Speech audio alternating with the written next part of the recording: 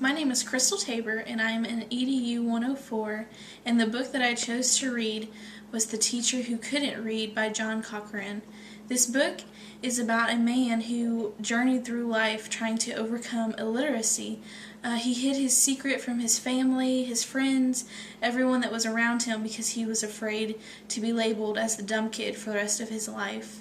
But his story ends in triumph. He did not quit. He persevered through all the doubts and all of the fears that he had. The major points in this book was that he chose to find different ways to overcome his disability in education.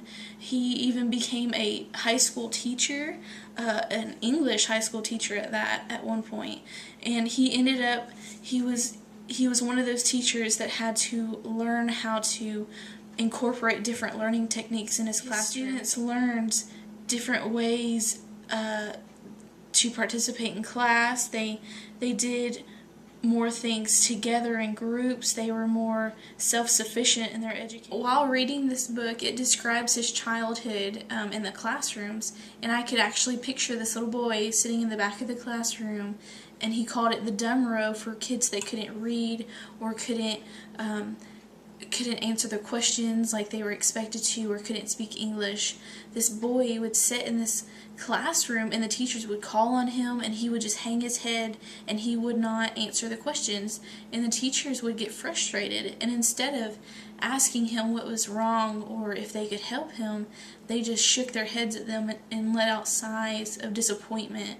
So this boy became ashamed that he couldn't read, and he was ashamed to ask for help. In my observations for the classrooms today, I did my first one, and it was a second grade class, and I noticed that there were many students on different levels. They were on different levels with their education. Like, some of them could read, and you could tell the ones that were more advanced and the ones that were not.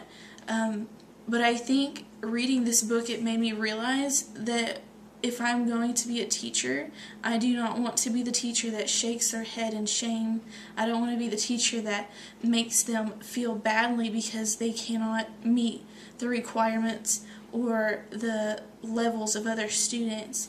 But this boy, he ended up moving on with his life. He went to college, he got married, he had children, he was successful in what he did, but he had such an overwhelming desire to succeed in life, and he wanted to read. He wanted to pick up a book and be able to read to his grandchildren simple stories instead of memorizing them or looking at the pictures to make up the stories that go along with it.